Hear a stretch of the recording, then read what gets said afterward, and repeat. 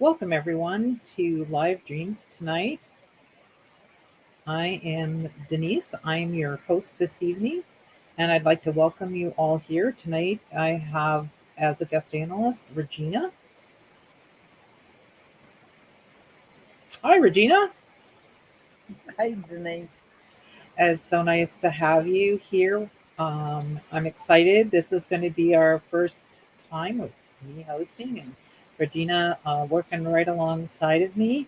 And we just welcome everybody that is here with us tonight. And let's open in prayer and then we will dig in and hear what God is saying in your dreams.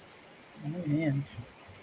Heavenly Father, we just thank you for this evening. We thank you for how you talk to us in dreams. We ask you to bless us, bless our ears and our hearing as we hear what you are saying to the people um, all around the world that come and join us this evening. We give you all the praise and all the glory in the precious name of Jesus. Amen. So I just want to encourage you, Amen. if you have, thank you. If you have a dream, the link is in the comments. We encourage you to join us in the back room and share with us a short dream. So, who do we have with us tonight? I think Maria. Hi, Hi, Maria. ladies. How are Hi, you? Maria.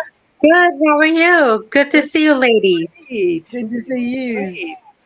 Well, thank you for coming on. You have a dream to share with us? Yes, I do. So this is a very, very short dream. Matter of fact, this is the shortest dream I've ever gotten. So anyway, this dream is about me being in the same room with my home pastor, Jonathan Kahn. I don't know if you know who he is, I if you've do. heard of him. So, Yes. so he's my home pastor. Very blessed to say that. So we're in the same room. He's telling me to cover my eyes.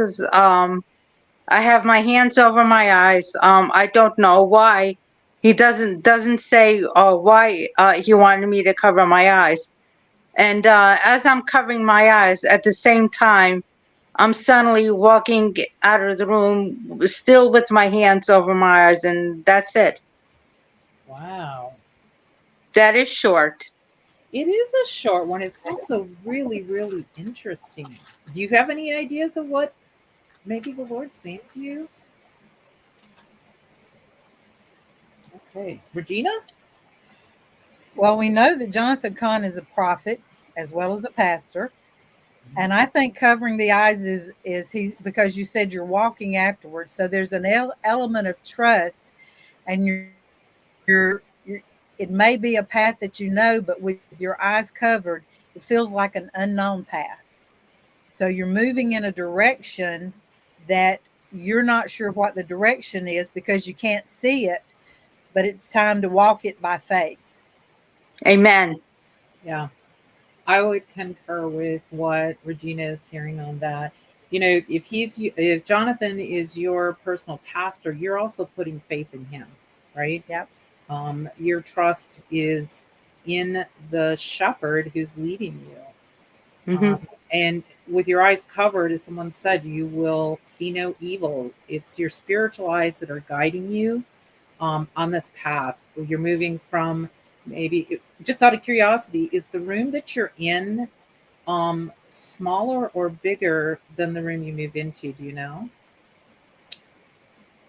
Oh, that's a good question. I couldn't tell. I want to say somewhat small.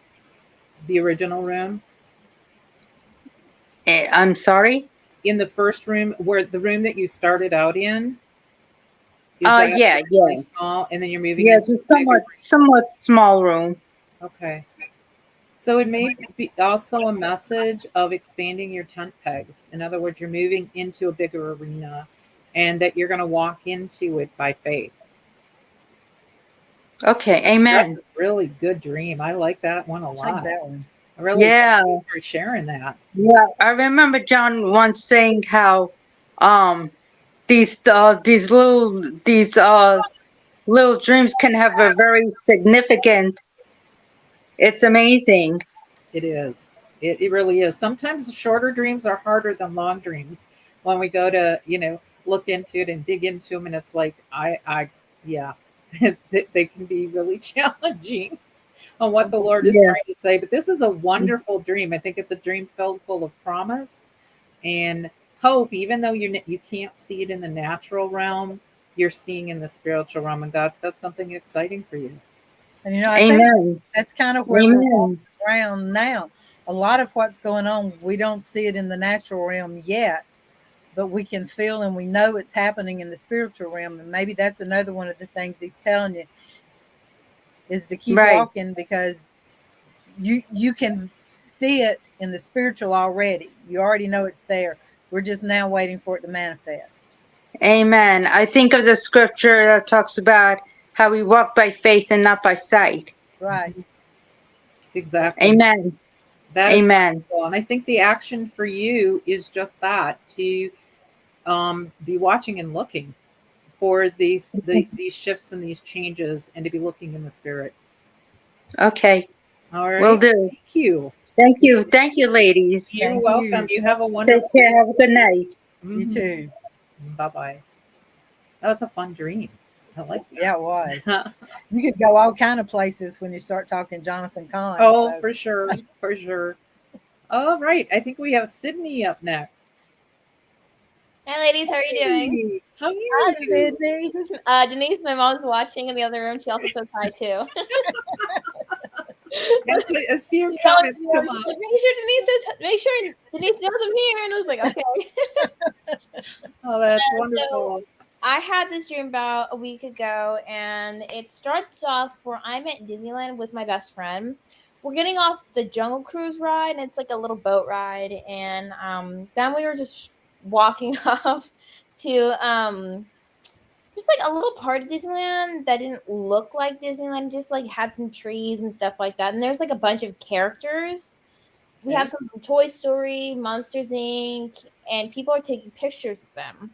So I just keep walking along, and then it starts, Disneyland fades away in the background, and then I'm at a house, and then there's a field with the house, and there's cows, and there's green grass, and there's a cute white fence, and there's some lights near the house, and I was like, oh, whose house is this? And I see Ashley Tisdale. She's feeding the cows. Like, she's feeding them. She's like giving them water and food. Then she sees me and my best friend, and she's like, wait a minute, I know you guys. And I was like, you know us? She's like, oh yeah, stay here. Give me a minute. She runs back to the house, and she grabs a bag, and it has gifts inside for us. And she pulls out a specific one. It's one of her old albums, and on the cover of the album it says "Be Good to Me." That's one of her songs. And she gives us the CD. She gives us the bag, and she's like, "Why don't you guys come in?" And she invites us into her house, and we meet her husband. And I know she I looked it up. She has one child, but I can't remember if it was a boy or a girl. But we meet her whole family, and that's pretty much it.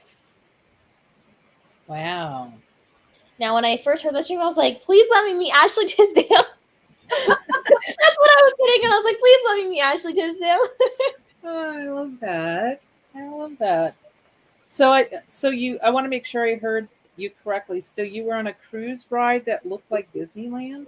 Yeah, so like one of the rides is called Jungle Cruise, and yeah, it's a ride in Disneyland, Okay. and that's the ride we got off at. It's just like a little boat ride that it kind of is going through like the jungle or wherever, pretty much. Okay.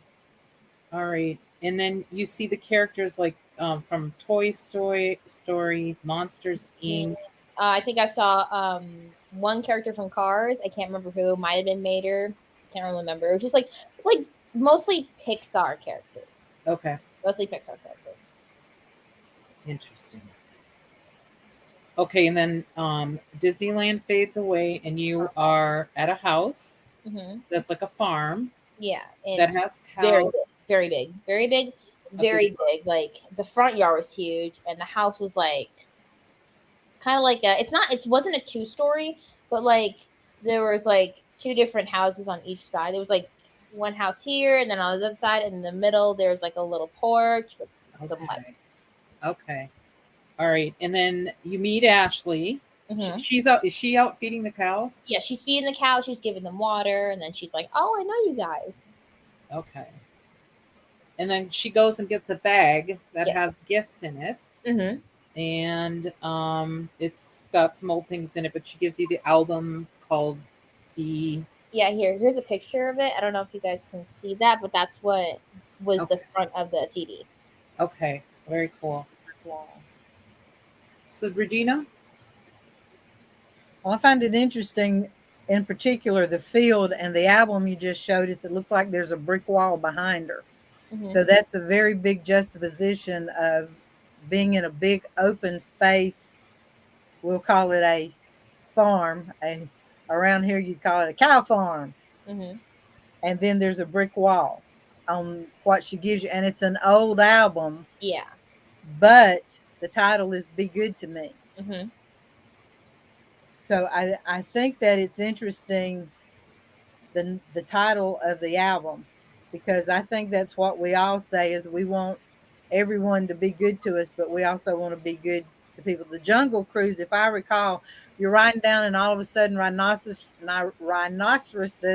open their heads and their mouths up at you, and you see elephants and different stuff as you're sometimes alligators. So Mhm. we've got on the cruise, we've got things that like to attack. And then the next thing you're seeing are Pixar Mhm. characters. Yeah. And I don't know a lot about Monster Inc., but I know Toy Story, and they're all toys. And a lot of that is about broken toys at times one of them was about wanting to get rid of the broken toys. So Mhm. you've got things that attack, you've got brokenness there. Monsters are scary. So that sounds to me like spiritual warfare elements that you manage to get through. And then you're in a big open place where somebody you really want to meet. And it sounds to me like when you leave that, be good to me, God's saying, since you want to meet her, I'm going to show you in the dream, we're going to have some good stuff coming. How's that, Denise? You got more? Well, I do. It's interesting. So you're on a jungle cruise, and I think if you're in the wild, right? You're out Mhm. amongst nature in the wild, even if it's a Disney version of wild. And then you're going. Then you see all of these characters who aren't really real, Mhm. but they all have problems, right? They Mm-hmm. all have something to overcome, and that may be what it's representing. That there's something in your life that needs to be overcome, and once you've overcome it, you've gone through them. You've gone through the characters, whatever their things are. You know, monster. And I haven't seen all of these movies, so I do remember in Monsters Inc. the little girl is afraid. Yeah. You know, in the Toy Story, as Regina said, we've got the broken toys. Yeah. Disneyland fades away, and I think that has two levels to it. One, Yeah. it's pretend, it's not real. And if you've seen anything in the news recently about Disneyland, it's declining because of the things that they've done. So Yeah. it might have a couple of layers in that. Um, I love the fact that it's Ashley Tisdale. So Ashley um, does mean the ash tree. And what's interesting about the ash tree, that's actually what they use to make bats. It's very strong wood, Mhm. and it also has a little bit of flexibility to it. It's kind of like an oak. So I think it's interesting that it's Ashley that you see. So you're out in now you move to real nature, right? You have the pretend nature of Disneyland. Now you're in real nature. It's wide, it's expansive. You don't have to stand in line like you do at Disney, right? Yeah. And you're getting gifts bestowed on you. Yeah. And I think it is really significant, the dream that be good to me is about God being good to you in Mm-hmm. whatever form that might be for you. Mhm. You have gifts coming in some form, and I know you've been on the show in the past, and God's calling you to something. And sort of my sense with this dream is that it may also be showing you that you're going to go through some things, but in the end, it's all going to be okay. Yeah, like I'm gonna go through rough patches, and then all of a sudden, it's just gonna get better. It's going to get better. And I mean, just think about that. You have this desire to meet Ashley, and you meet her in the dream, and it isn't, you just don't meet her, you get to go in her house and you get to meet her entire family, and that's getting to know somebody on a more personal and intimate level. It's not just like here's their public image, Yeah. right? Like you'd see them on, TV or at a concert or something. But Yeah. I think it does um, speak to what God's calling you to and leading you through. Mhm. That's good. I love It is. that. I do too. I love it. I love your dreams. Mine always like my dreams always like just involve just like anything fun related, because that's just how God speaks to me. Anything like dancing, movies, stuff like that. I'm like, that speaks to me because I love doing all those things. Well, and God speaks to us in language we recognize. Yeah. If I had a dream, I'll be really honest. If I had a dream about Ashley Tisdale, I'd go, "Who's Ashley?" Yeah, Right? not a lot of people know her, but So, it's just that He will use things that or are at least familiar with when He speaks to you. And if you aren't familiar with it, He's got a puzzle for you to solve. Mhm. And that's a fun thing. What happened to your friend in the dream? Because you said you got off the cruise together. Yeah, my best friend Morgan, she lives in California. She was there with me, but I can't remember if she went inside the house with me. That's Okay. the part that I can't remember. I think she did. Okay. Because I know she was with me when she was receiving the gift as well, because I actually handed her the bag and then she handed me the CD. Okay. And then she also pointed to, like, she's like, "Oh, look what the CD says." And I saw the album and I was like, "Oh, that's one of my favorite albums." So Okay. I don't remember if she went inside with me. So Okay. I'm pretty sure she did. Yeah, the reason I'm asking is that it may indicate that as you go through some of these things, you're going to have a friend next to you. Mhm. Yeah. And whether it's your literal friend, Morgan, or if your friend is representing the Lord, I'm not hearing clearly on that part, but yeah, you're not going to be in it alone. Yeah, like I'm gonna have people with me. Exactly. Okay. Because I have a good friend group. All my friends are the best. Awesome. That's the best way to have it. Well, thanks so much for coming on, Sydney. No problem. Thank you. Appreciate it. All right, you take care. Thank you. Bye. Bye. Bye-bye. Oh, that was a fun dream. That was. All right, so it looks like we have a second Sydney.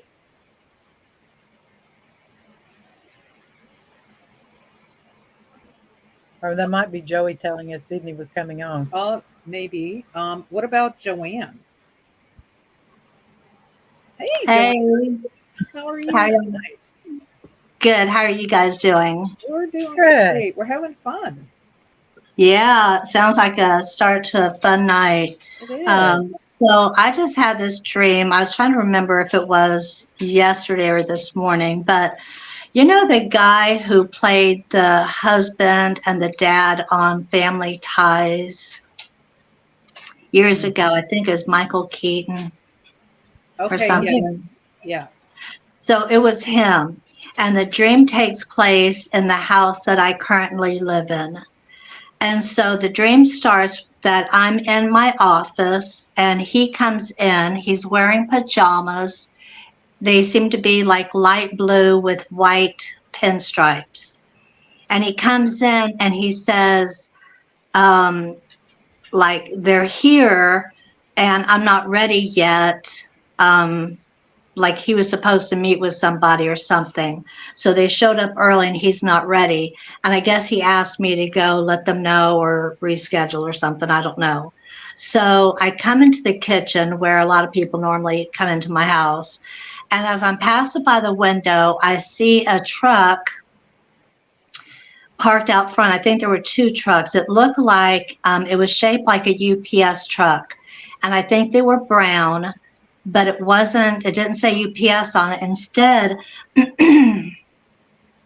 there was like their logo on the side, and it looked like maybe graffiti, or it was just a whole bunch of different colors and just, I don't know what it was. But then I get in the kitchen and I notice they're already inside the house, and it seems like there's like 3 or 4 people.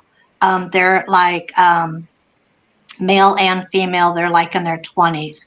And they were all like really, hey, kind of wired and high strung and kind of like, ready to get this thing on, whatever was, they were just high strung and just energetic. And so I was going to take them into another room to talk to them, to let them know that the husband wasn't ready, or the dad, or whoever he represents. And as we're passing by the dining room, I see two chairs positioned in front of each other, the dining room chairs, and he's sitting in one, he has his feet on the other, and he's kind of scrunched down, hiding from them so they won't see him.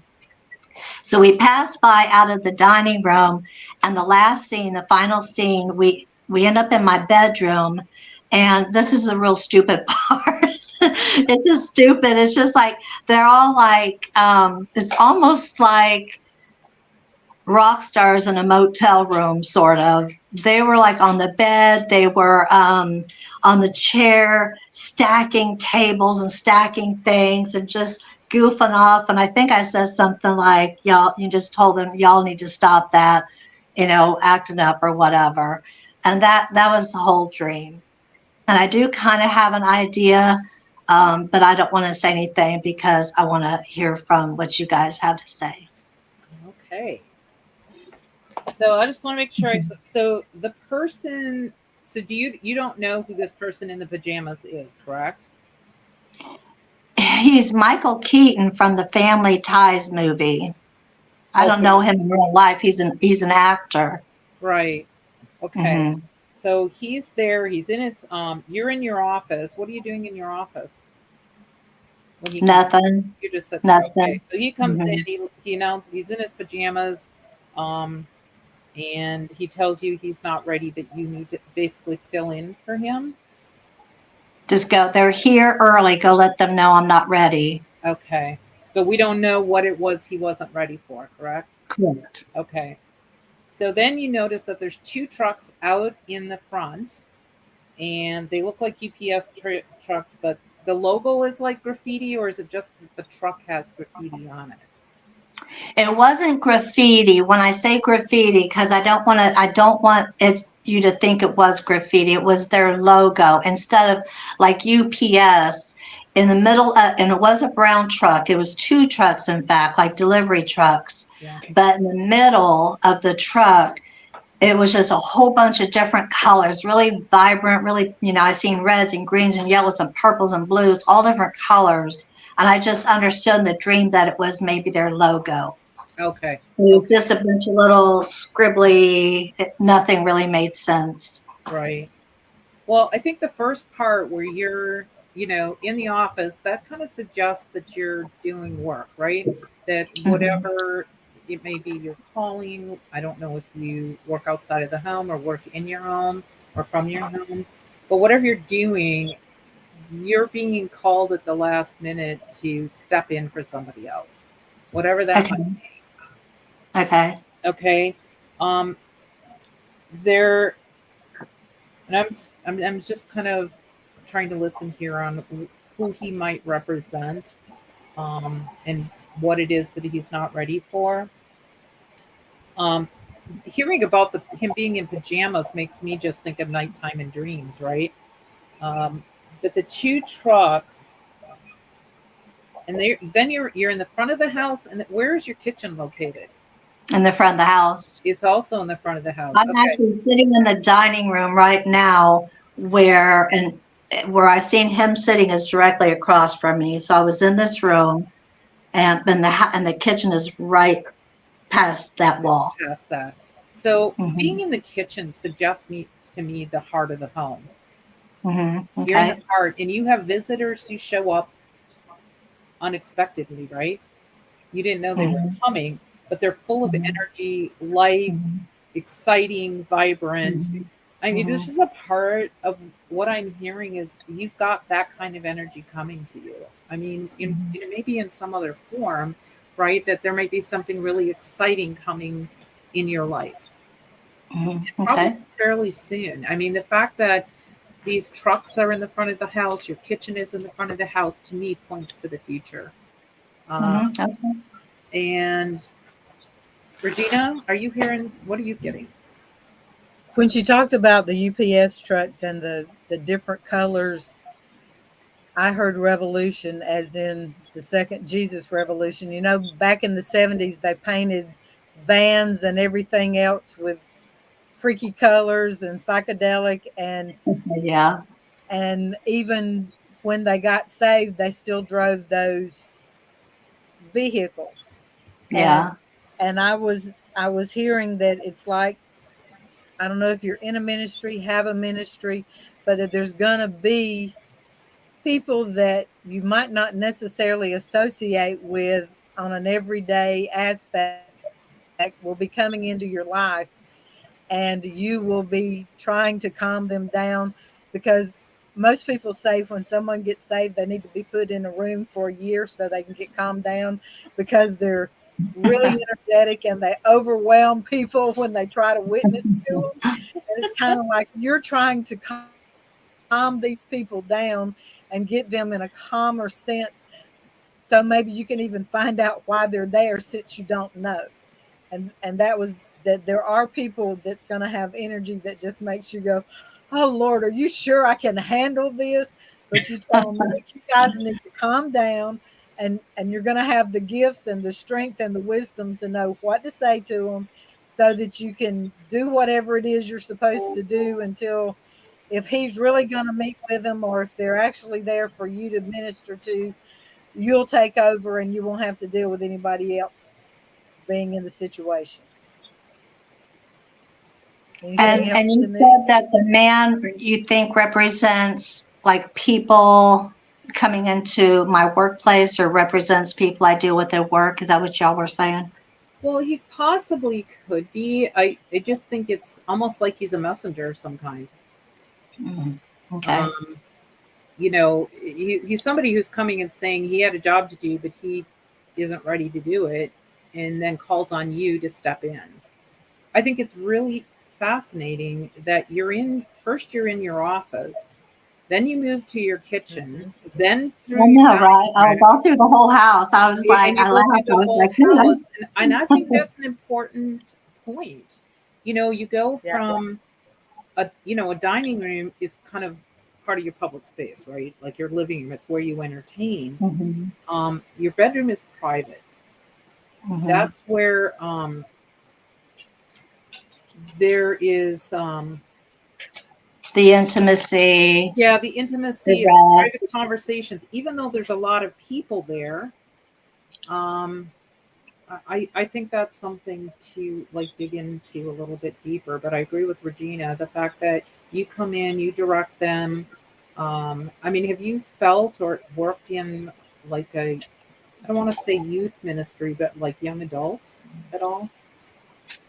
No, absolutely not. But I will tell you what I think. So I do work from home in that office. I'm a prayer minister for Andrew Womack Ministries. Okay. And some of the people here know some of my dreams. I don't know if you guys do or not, but um, a couple dreams I shared with John, and he interpreted like I've never prayed for a husband because I've been married twice before, but there was a couple dreams last year before the cancer diagnosis and everything that would seem to indicate that there was a future husband. And John Mm. actually confirmed some things through his interpretation. So this, and then I was asking the Lord actually before I went to sleep, is that whole thing over with? Is that on the back burner? Because now everything that I thought was supposed to happen in my life is different because the cancer diagnosis and stuff. And so I was just like, is that something that, I should just put aside? Because I'm not like dating or looking or anything like that. It's just kind of really like it's going to be a supernatural thing with the Lord. So I found it interesting about the Family Ties, the show, the name of it, Family Ties, and the fact that I had asked the Lord about that husband or future husband, and that Michael Keaton represents the husband or the dad in the dream. The rest of it's kind of a mystery, other than the brown trucks, UPS delivers things. Mhm. Um, the office, maybe. I would think the dream was to suggest to pray for the future husband, that maybe there's some distractions coming in his life, something's whatever, something like that, or even with mine. But it wasn't me that was doing the things. I was the one doing the correcting. So I felt like maybe I should pray against some kind of distractions or something that might be. But maybe that's not what it is. But I I think don't know. that's really interesting because it may be that he represents your future husband who isn't ready. Hmm. Yeah. Yeah. I And mean, I did do Bible study in my home before the cancer. I taught for 5 years, and I have been praying about, like, do I start up again maybe in the fall? I'm not sure if that's what the Lord wants me to do. Um, so we meet in this dining room. This is where I taught, and this is where, a lot of people really grew in the Lord and things like that. Even the youths, like y'all were suggesting. So I know we were just praying about that yesterday, me and another prayer minister, about that group of people in their 20s. The ones who are kind of blinded with the things of this world, and maybe even to pray for the families.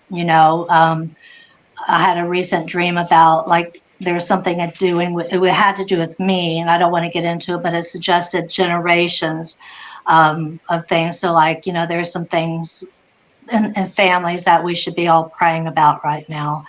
So maybe that's what it is, but I don't know. I yeah, guess it's an time will interesting. tell. Yeah, well, I think it's a really interesting dream. I think it's an important dream. The connection with the family ties. There, he may have a family, your future husband.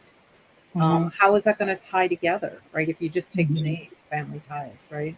Hmm. I think it's interesting too that these people are riotous in your bedroom. It's the place where you sleep.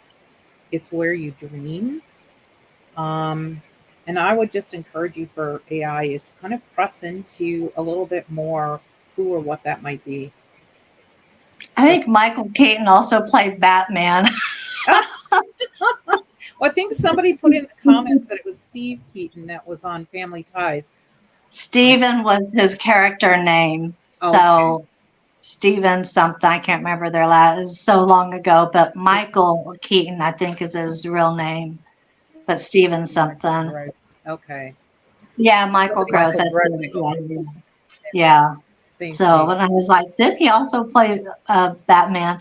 Anyway, well, I was kind of debating getting on. I was like, yeah, why not? Because if I dream on Monday or Tuesday, I feel like the Lord wants me to get on and share and just, to hang out with you guys and see from your perspective. So thank you for your input, and God bless you guys. Oh, thank you for Thank coming you. on, Joan. We really appreciate it. Love your You're dream. welcome. Have a good night. You too. Thank you so Bye much. bye. That is an interesting dream. That was I, fun. I want to hear more about what happens next. Yeah. Well, anybody, The rest of the story. yeah, we have one person in the studio. If anybody has a dream that they want to share, please click on the link that's in the chat. And we encourage you to come on and share a dream with us. So, Michael Keaton was the head of warfare operating within her own house in her place of authority, like the mom. His PJs, blue stripes, imprisoned or held captive, needs awakening. Yeah, there's a lot of possibilities with this one. Thank you so much. All right, so next we have Kayla. All right, Hi, hello. Kayla. Hi, Kayla. How are you? I'm good. Good. Thanks for joining us. Yeah. So I have been having reoccurring dreams of someone buying us a house. And yeah. And so I've shared once before um about a dream, and I'll just kind of um let's see how do I want to do this? So I've had like four so far. Wow. Four of these reoccurring dreams, and they're all pretty um they all have unique aspects. I will say that in all four of them, well, aside from one was just like very short and then didn't really have any details. But the other three, all of them, um, and all of them, there were people that were helping us. So they were either helping to, I think in the first one, like people were helping us to move and to bring everything in. The other two, we were actually either like getting established in the house that someone else bought us, and then so we had people that were helping us clean or help us tidy up and stuff. So I think it was like the first one they're helping us move in. The second one we had people that were helping to get everything in order so that we could actually stay in there that night. The third one, people were helping us clean and just help to get everything in order. And then the fourth one was just a brief one. Like I said, no actual details that I remember or anything. So I wanted to, I guess, give details on the third dream, and just kind of see what you guys get from there. So in this dream, it starts off, I'm in the dining room. I think it was like I'm pretty sure it was a formal dining room. And my husband is mopping, which I find hilarious because that is not something he would probably do in real life. But he is mopping with this, like one of those, it's kind of like the Swiffer style mops. Mm-hmm. He loves, so that's even more funny. So anyway, he's mopping with that. And then there's an older gentleman there, and he's helping to clean, and he's also kind of like pointing out some other areas and things that are going to have to get cleaned. I think I'm holding our youngest, who's just a baby at the moment, and so we're in there all kind of cleaning and tidying up. And then later on, I think I go and I take a shower, and I come back, and I think my husband told me that my mom was there, and I was like, oh. And so I came, and I guess while I was in the shower, she took it upon herself to clean. And so everything is like looking like in order and everything. And I was just like, wow, she really got things done. Like, you gotta share with me some tips. Like, I got 5 kids. Like, it takes forever to get my house in order. So, but I was thinking to myself, though, I was like, yeah, but how much deep cleaning did she do? Because, you could get things looking tidy in order, but like beyond the surface, are things actually clean? Are things actually organized? Are things actually put together, and where they should be? So anyway, I was just kind of thinking of that. And then and her appearance was very strange. Did not look like her at all. It's almost like her skin was like metallic almost, and it like this weird like goldenish kind of color. I mean, I don't even remember what her hair was like, but her face, if everything about her just looked very fake. And like I didn't even like want to hug her or anything because everything just looked fake. I didn't like want to like rubbing off on me and stuff like her. Even like she had all this like makeup on and stuff, and it just didn't look like her at all. So I think that was I think that was the end of the dream. And so that was dream number 3. Yeah, it was dream number 3. And I think oh, I remember in the beginning somebody about the house, the people that bought the house. Was that dream number 3? Wait a second. No, that's not the end. That's right. I remember someone had bought us the house. I think they had some kind of, it was like, I think it was a woman and a man. I don't remember if I knew them or not because I don't remember like details on who they were exactly. But they had kind of partnered together to buy this place for us, or to get this place for us. That's right. There's a second part of the stream. So then the woman who, I think it was a woman who actually had like, either she had, I don't know if she owned I think she owned part of the building. So it was like this really spacious house. And I was looking at the rest of it. And I was just kind of exploring, and I saw this, like it was a giant art room. And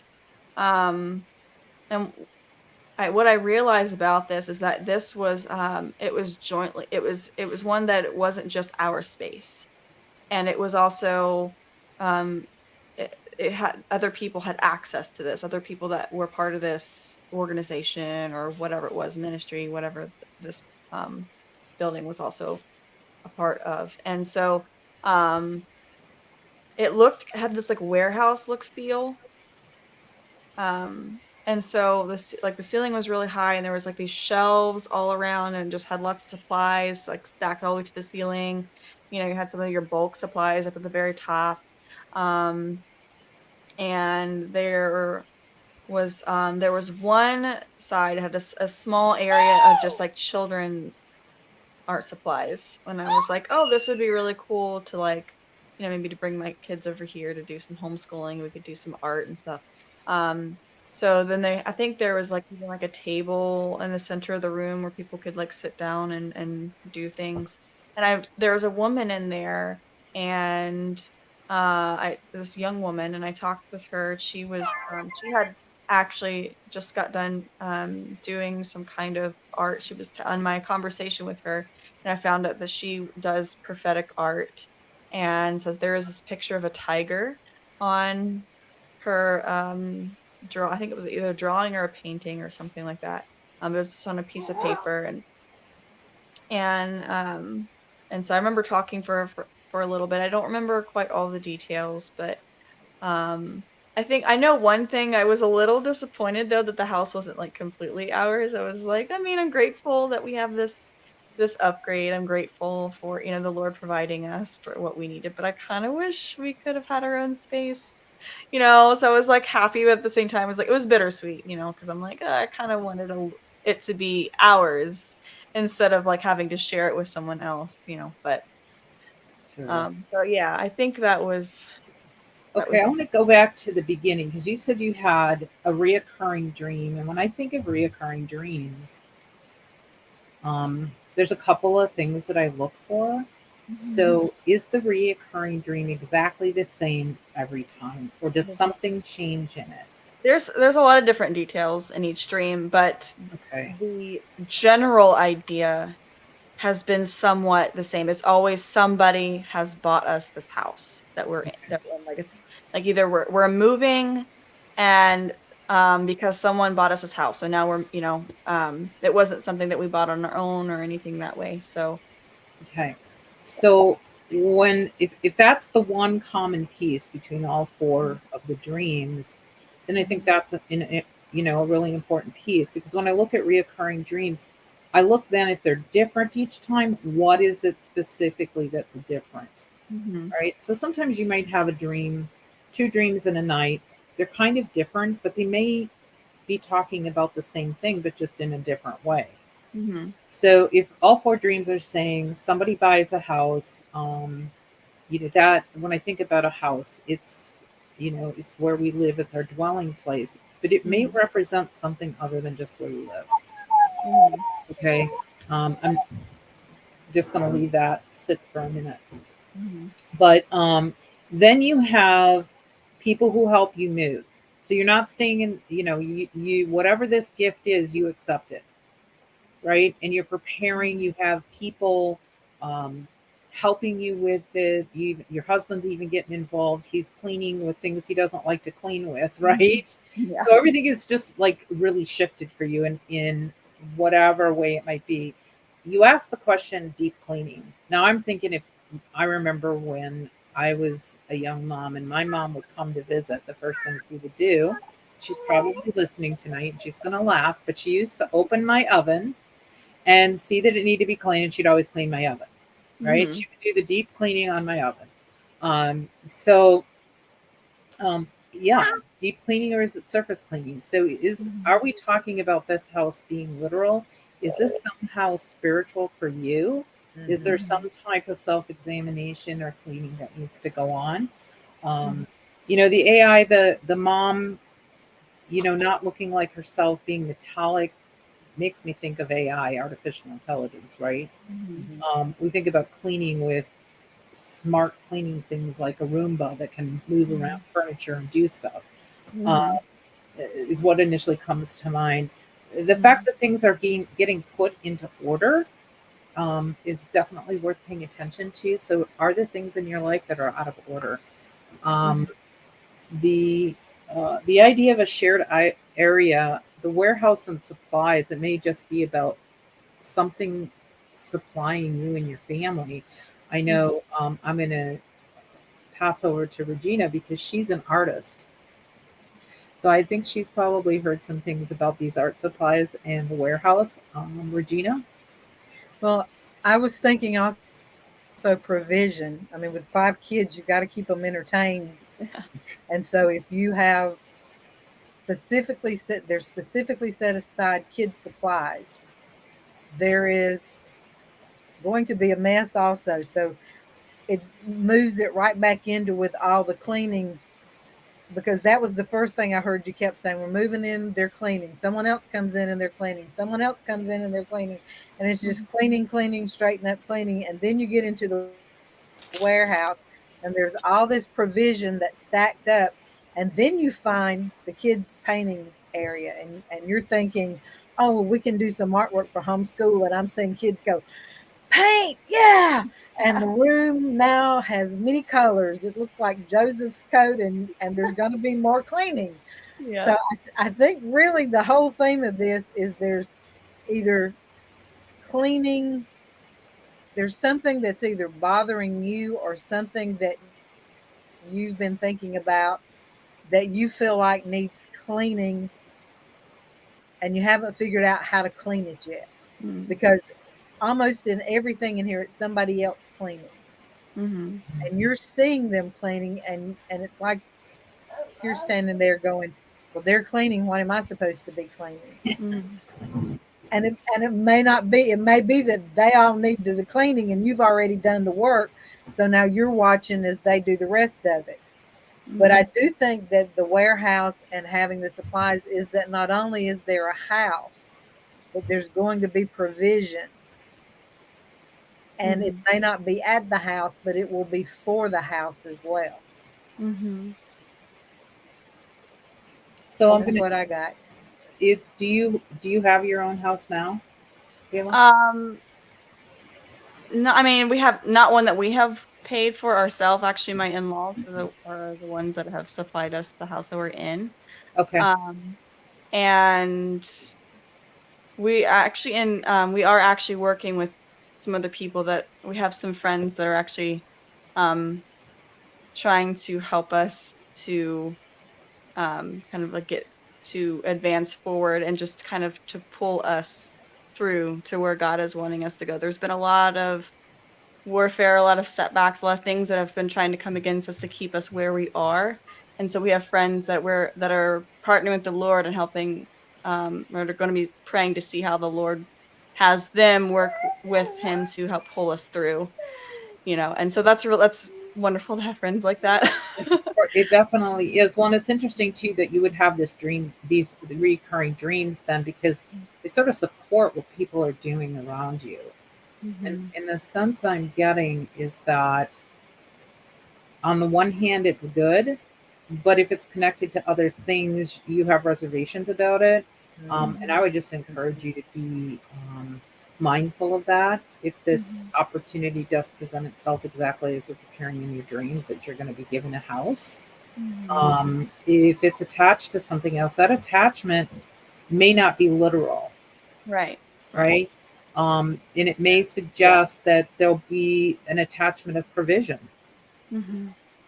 So I think that's just something that, in terms of like actionable intelligence, I would say be mindful of those things when this presents itself to you, and really, pray into, is this the right choice and decision?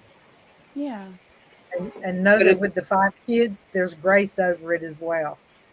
Right. yeah, it's about going into your heart and what's your heart's desire. And Lord has promised us that He would give us the desires of our heart. Yeah, and I think it's interesting. I saw someone had mentioned that tiger represents power and strength, and this was a dream that had Oh, this has been like, I don't know, several weeks ago. And what, after it was sometime after this dream, after I had this dream, it's like I find um that the Lord has definitely been giving me more strength in him, realizing, and it's just like dealing with some of those like um some of those places within me that have felt like I had to do it myself, and giving me that, but replacing those lies with his truth of like, no, like you do this in me, and you don't have to fight because you can rest in me, and I'm going to be the one pull you through, and I'm gonna, and he's been, so it's like I feel like what you were saying, Regina, in the dream about not knowing what to clean. I remember standing there as I was holding my daughter, like, yeah, I need to like figure out how to do this whenever I don't have that help. Like, what am I gonna do when they're gone? Like, how am I gonna get this clean? How am I gonna maintain this? And so I've been finding the Lord has just been just removing all the lies and things of the enemy from years past and everything to just help me to see the thing, see the way he sees, and see myself the way that he sees me. I think that was like a big part of it. It's just not understanding my worth and not understanding because of that how richly I'm loved. And I remember it was a couple of nights ago, like that a deeper revelation of that just kind of hit me, and I'm like, oh my gosh, like I am worthy of his love. Right. Oh my gosh, like it was just so amazing, to have that revelation, because I've known it my whole life. I've known that, but I never could receive it, right? Because I had these lies and things that were just telling me, you have to work for it, you have to do this, people aren't going to receive you, whatever it was. And so it just broke all that off of me. And I was actually, for the first time, I'm able to be like, okay, so like I'm able to love myself. I'm able to like, because I understand where my worth comes from, and I don't have to, just to keep pulling from my own strength to do what I need to do. And so it just, I've been trying to do that, but when you try to do that without that revelation, that's a little bit harder. Yeah. Well, it's interesting because I think this is something that the Lord's been, talking to me about for at least a year. Mm-hmm. Maybe it's a little bit longer than that, but about who we really are in Christ. Mm-hmm. We're the sons and daughters of the Most High King. And if you think about princes and princesses, that how they carry themselves in the world, right? Mm-hmm. They know their value, they know their position, and I think that's what God's trying to stir up in all of us, is recognizing who we really are as His children. Yeah. That we can walk through the world knowing who we are in Him. Mm-hmm. So that is wonderful. Thanks so much for sharing, Kayla. That's really good. Really good. Mm-hmm. Well, let us know when you get the house. Yeah, we want to hear about this. Oh, it's so exciting. My husband actually got a prophetic word a few years ago, actually, about someone buying us the house. So it's interesting, when I have a friend that's like, what kind of house would you guys like? Is your house easy to sell? And we're just like, why are you asking? Yes. Yes, that's great. Well, keep us posted, Kayla. Thank you so much. Yeah, you're welcome. All right. Well, that is a fun dream. I'm going to be really excited to hear the follow-up on that. Well, we want pictures. Pardon me? We want pictures too. Yeah, exactly.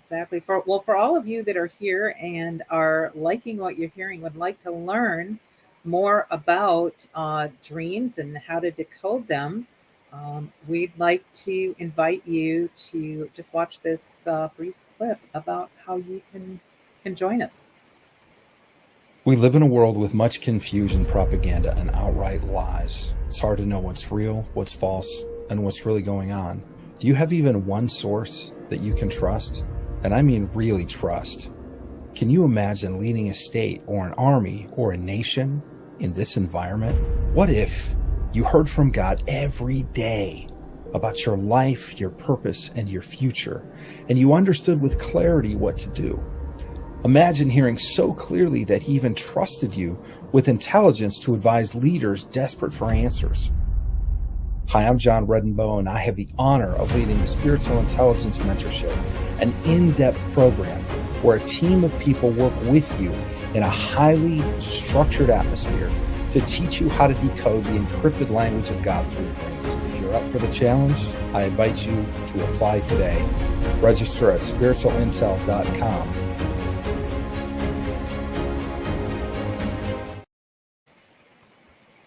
Well, welcome back, everybody. I would really encourage you, if you're the least bit interested, to do check it out. Both Regina and I went through SIM, and it's changed our lives forever. So I encourage you to check that out. All right. I think we have Valerie up next. Hey, Hello, friend. dear friend. Hello, hello. Is this the Valerie. Regina I'm always hearing about? Pardon? Is this the Regina I'm always hearing about? Yes, Regina. Oh, it's a pleasure to meet you, Regina. I hear lots of nice things about you. Same for you. What's interesting is that last lady, Kayla, I literally have dreamed of her telling us about a prophetic artist. How cool is that? And I just want to say this to her. I hope I have this freedom. Her name, Kayla, means crown of the laurels. And I almost heard the Lord say, like, okay, her house is going to be surrounded by trees. Like, there's something about the trees. I don't know. I just thought, but I just loved. She was like, "Am I? I don't know if I'm worthy sometimes." But her name literally means crown of the laurels, or crown of trees, which of course we know we are to be planted by the living waters like a tree near the river. So I just thought that was cool. So That is. anyway, Thank you. sorry. Yeah. Hi. Well, I had this dream. I wasn't even planning on getting on, but I had this dream. I think not yesterday, not last night, but the day before. So I haven't had a chance to unpack it. But right, maybe you and me can talk later. Have our little powwow that we normally do. Anyways, let me give you a little background. Everybody that I've mentioned is family, but it's my husband's family, which my husband's family is my family, because I don't really have any that I'm in relationship with. But then at the very end, which is where the significance of this dream is my friend Benji. He was killed, when Sydney was 6 weeks old. And he was killed in a motorcycle accident. And I remember crying, and he was like a brother to me, like family. And Sydney is sitting on my bed, and I have this vision of him waving to me in this very outfit that he's in my dream today. And like that very spirit that Benji had, which was to love on those who were rejected, which is definitely Sydney's gift. She really loves to love on rejected people. Literally fell on her in this vision that I had after she was born, after he died.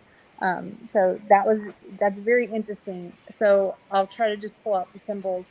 I am at Mark's uncle's funeral, and we're in a courtyard of a Catholic church, and there's a lady yelling at her kids. She's Creole because my husband's family's from New Orleans, and she's yelling at her children, and she's being rude and disrespectful. And so I kind of walk on a walkway that is half cement and mud, and I'm trying to not step in the mud. And I tell the lady, "Hey, you're being rude and disrespectful, and your kids need to be quiet." And she kind of got huffy with me, but then she was silent.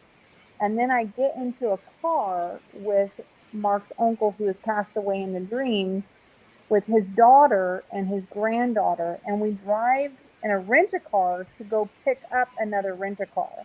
And I'm in the back right passenger side. And we pull in to this business, and as we pull in, a guy is walking out and he's leaving. And Mark's cousin, who is driving, her name is Kelly, gets out, goes to open the door, but the door is locked. And we're going, this guy knew we were coming, and he leaves. And so she gets back in the car, and her daughter Macy, who's in the passenger side, says, "Do you want to drive? Do you want me to drive?" And she says, "No." And I said, "Do you want me to drive?" She goes, "No." And she's very mad and huffy. And then we're back at the funeral, but now I'm in a different courtyard. And this is where Benji comes in, and he's wearing all white. And it was not my car. I was just a passenger in this car, which is very interesting. And he's wearing all white. Remember, he is now passed away, and he played Jesus when we went on our missionary trip as kids. And he wore this white outfit, and he had a cutout of a red heart on his chest, and he had the same outfit on um, in my dream. And he comes over to me, and I grab him and I start to cry. And I said, "What are you doing here? You're dead. I don't understand. Why are you here?" And he goes, "It's complicated, but I'm alive." And I start hugging him, and I asked him how his brother was doing. He says, and his name is Josh, and God speaks to me in names. And he goes, "He's okay, but he's healing." And then he just goes back to hugging me, and we're walking in this garden together, and we're talking for a little bit. Then he stands up and faces me, and he looks me in the eyes, and he says, quote, "Don't you know he sees you?" And he's talking about Jesus. And I replied to him and I said, "Yes, I know," very confidently. And he says it again, "Don't you know he sees you?" And I said, "I know." And that was the end of my dream. What's very interesting is Kelly and Macy that were in my dream. Kelly means warrior, and Macy means weapon. Greg means watchful, and Benji, of course, means son of my right hand, which, of course, I've had many dreams where Benji comes in, and he's representation of Jesus in my dreams. So, Wow. yeah, That's an amazing have dream. fun with that one. Thanks, Valerie. Well, Regina, I'm going to let you take the first round on this one. Well, I find it interesting you saying Creole because we have some friends that are, and it's always a good time when you get together with them. It's very loud. So this, to me, we're seeing lots, as you said, family, and even generations with uncle, his daughter, and then her daughter, and then Josh's family. But it's also showing the love of the Lord, and in particular with Josh. Um, I find it interesting that when you said to Josh, "You're dead," he said, "I'm alive." And he told you the truth. We forget that those that leave us Mm-hmm. here on earth, that they're not dead. They're just gone. They're alive. They're more alive than they've ever been. And I think part of this was to reassure you. I know, we know, and you know. But part of this is to tell you, yes, he sees you, he knows you, and remind you he has plans for you. And Benji wants you to know he's watching too, because that's why he came to tell you, was he's now part of the cloud of witnesses that's watching over, rooting for you. And to me, that part is the sweetest part of the whole dream, because the Father wants you to know Benji's okay, Josh is okay, and you're okay, and he knows where you are. Many times we forget that. We think we're on our own, but we're not. He's there with us. And I know you know that because I know a little about you. But sometimes he wants to remind us, because we can get so bogged down that we forget or we fail to look at that aspect of whatever the problem is that we're going through, or the challenge, or the obstacle that we've hit.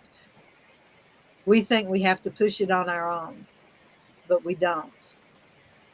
He's there with us, and he's ready to do the pushing when we'll rest in him. You can take it, Denise. Well, when you initially told the dream, the first thing I heard is that Benji's mantle passed on Yeah. to Sydney. That I heard that immediately. Yeah. And I think there is a comfort for you in that. There is. While he's gone, the gift that he carried continues on. Yep. With Sydney and in Sydney. And so I think that kind of piggybacks on what Regina is saying, that there's comfort in that. Yeah. Because it is hard to do that. You're at a funeral. Make sure I get the order right here. But you're at a funeral. There's a woman who's yelling at her kids, being inappropriate. You leave in a rental car to get another rental car. And that is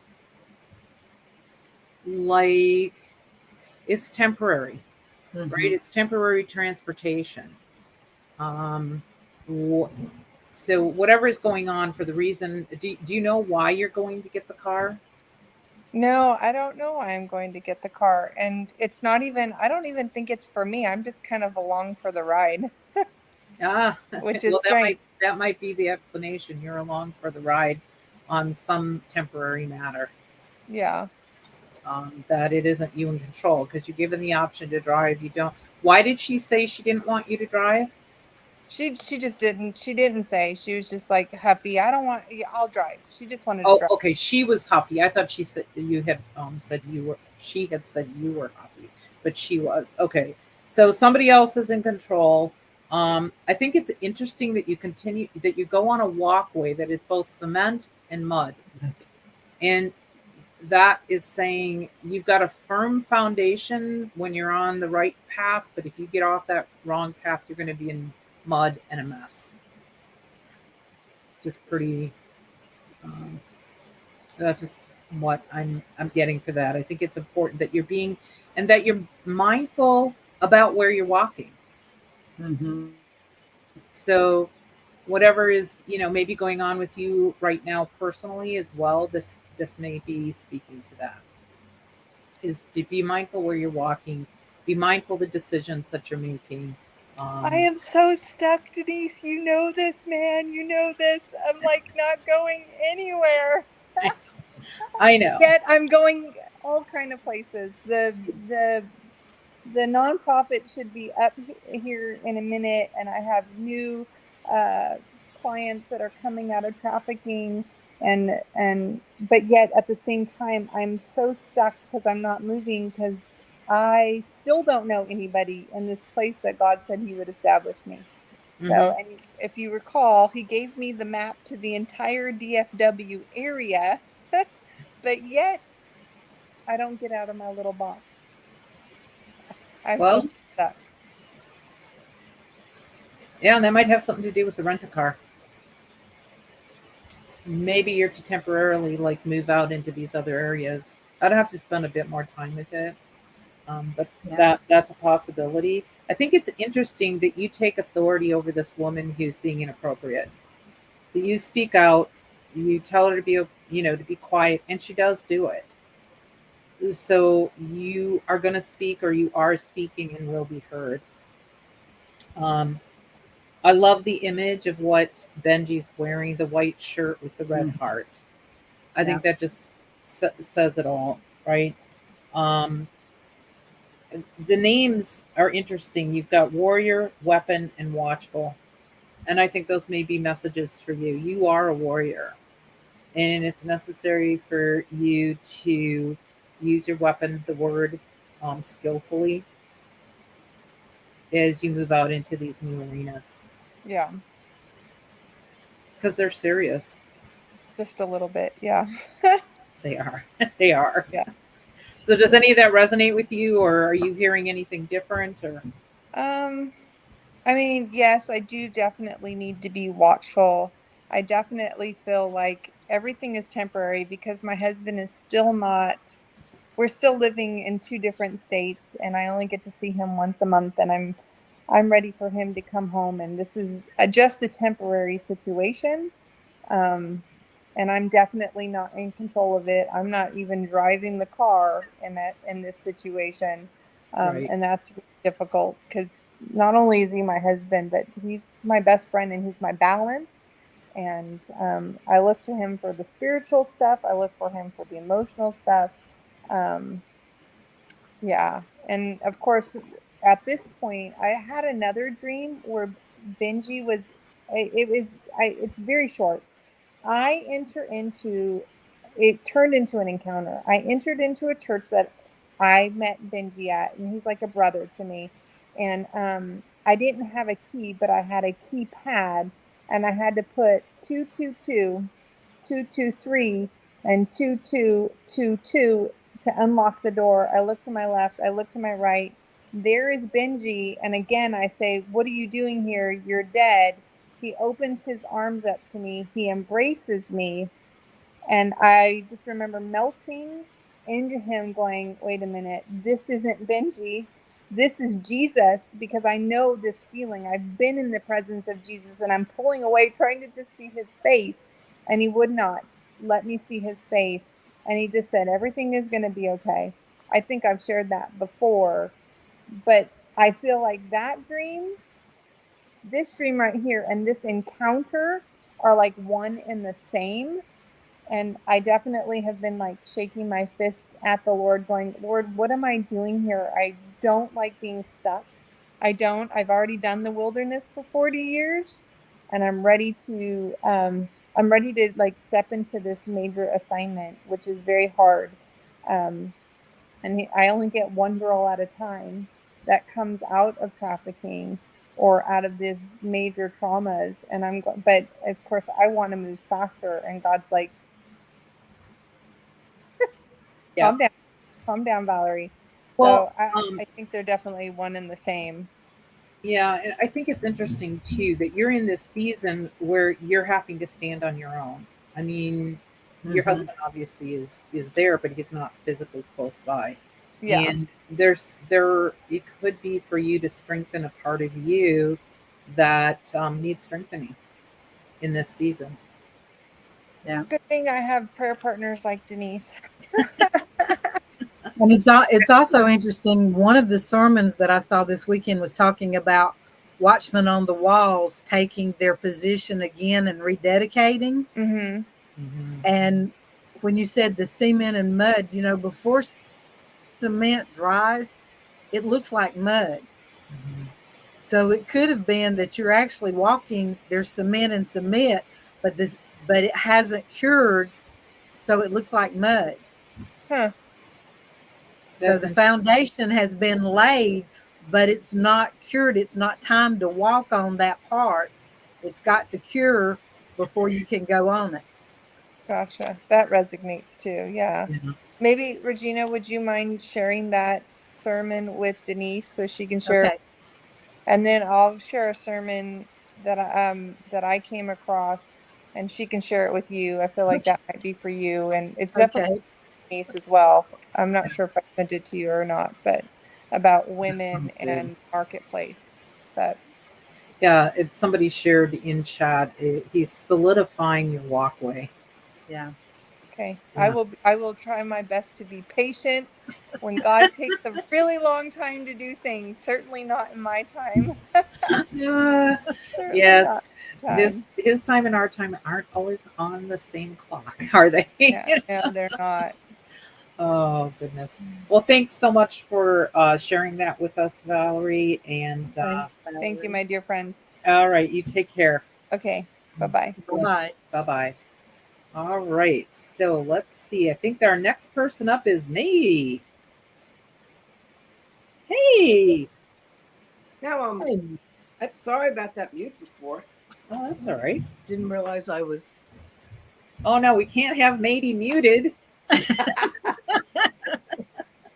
Yeah, this doesn't go with me, huh? So good. Yeah, that was a We're word. happy you're here. Thank you. Nice to see you guys. Yeah. So this is I don't really have any thoughts on this. It's a new dream and a short dream. 7/17/23. So I woke up on the 17th with this. I was in college or grad school in a classroom with about 25 to 30 other students. The professor had left and gave us an assignment to do group work. We were supposed to break up into groups of 4 and pick a topic. At one point, before she left, we were sitting at desks, and in the center of the room, above some of the guys, like college-age guys who were kind of raucous, there was a hole in the ceiling, and people were passing a brown lunch bag and other items through the hole. It was distracting and ridiculous. So the teacher finally leaves. She didn't say anything about that. The guys got really boisterous. I, being the leader type, tried to organize the groups and topics, there were 4 of them. In my dream, I knew them clearly. When I woke up, I had 2 of them, and then they faded before I could record. After the teacher left, the guys got real. I said that. Okay. The 4 topics were very clear in my dream, but can't remember them now. It was pretty difficult to organize the group. So I did. I finally just went to mine, set it up, and then left. End of dream. So do you remember which topics do you remember? I can't remember any now. I know there were 2 of them. One began with a D, and I don't know what the others were. Okay. Okay. And I have no idea what the course was about, but So they kind of typical. The instructor gives you an assignment, and everyone kind of sits there, like staring, like, okay, what do we do? Like, it's hard for people to initiate doing something. It's not hard for me. So usually I'm like, all right, let's go. Like, did we hear her? Let's break into 4 groups. Okay. So you took a leadership role. You stood up and you tried to get things moving. And you said there was a desk in the middle of the room? Well, at one point we were sitting at desks. Okay. And then when we were breaking up into groups, there were no desks. We were just a gathering of 25 to 30 students in the room. Okay. And the guys were very, loud, funny, whatever. Sure. And then you said there was a hole in the ceiling? Yes. And they were passing lunch bags? Yeah, like lunch. I looked up, there's a hole in the ceiling above the row of guys, right? And they're passing stuff down. One of them was like a brown bag, and then some other things. And I'm like, what is going on? It was. All right. No idea. All right. Regina? Not on this one. Let me look at it a while. All right. Well, so what I'm struck with is you're in a college or school, so you're in an educational setting. This is a time or a place of learning for you.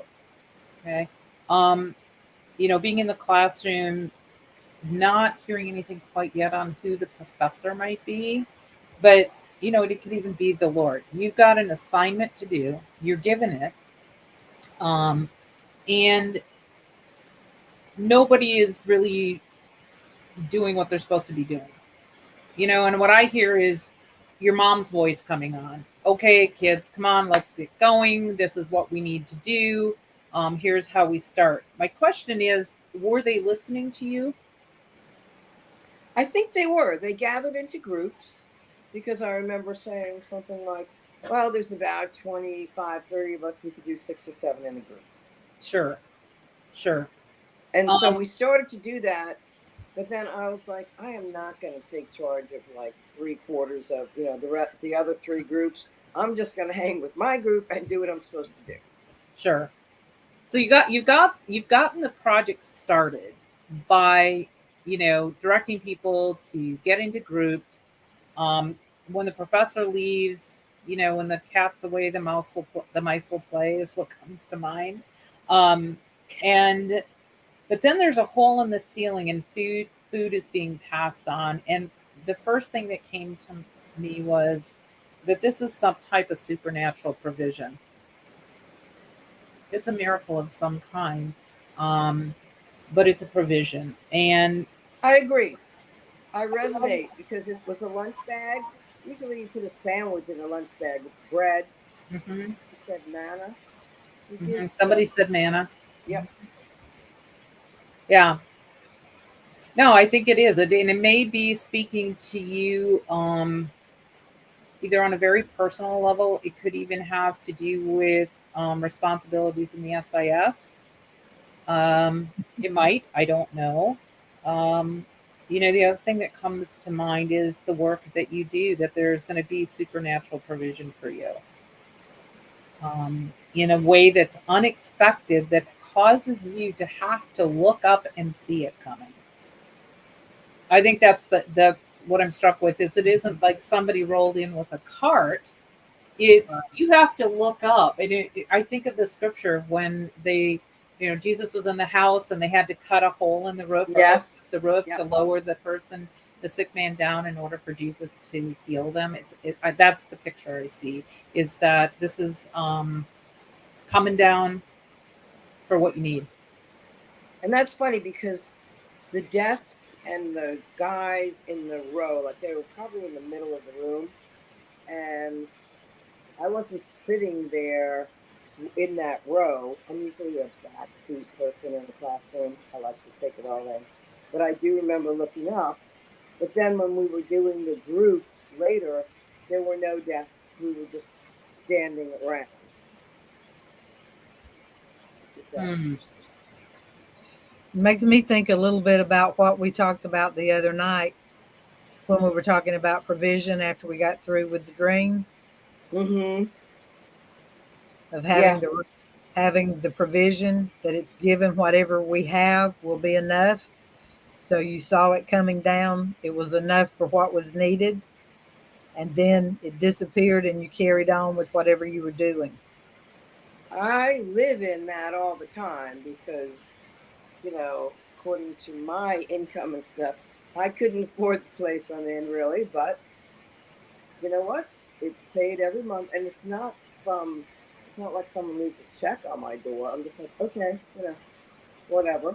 Um, in the natural, and it's a growth process for me because I used to be very anxious about money, working in nonprofit most of my life and growing up young to big kids with a dad who got, like we didn't have a lot. So I got to be really good, but I do all this without any anxiety now. I know exactly where the provision is. Like it was not my idea to move here. It was not my idea so I'm like, okay. Yeah. I think it's interesting. Somebody's posted, have you been praying about hosting or co-hosting a group of any kind? No, because I'm still, I think, in training, wanting to hone my skills with the SIS, and I'm kind of in a hidden space right now. Like even tonight, I had the option of going out for a birthday dinner with my niece and her daughter and stuff, and I thought, you know what? It's a long day. I really prefer to be here. And, I know that was the Lord, telling me, it's okay. You can cancel and, just do what you like to do on Tuesday nights. And Sure. I was driving all over to doctors today anyway. So, enough is enough because I'm a doer, but I have to learn how to sit down. Yeah. Well, and I mean, I think it's interesting too that you're at desks and then at the end you're all standing around, which is indicating you're ready for action. And it may be. Yeah, I'm waiting for a few of those desires of my heart to come through too. I'm like, come on, Lord. I've been saying that, waiting on that word for, a long time. Yeah. Well, look how long it took Noah to see rain once he started building the ark. Yep. You His time. It's always in his time. But this is a good dream. I think the AI here for you. Well, before I do that, did you get anything additional, Regina?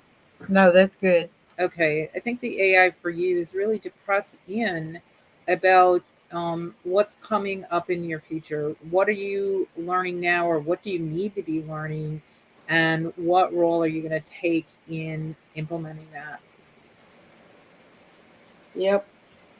Sounds good. I love the manna thing. I didn't think of that at all, but I know that was a Yeah. lunch bag. Yeah.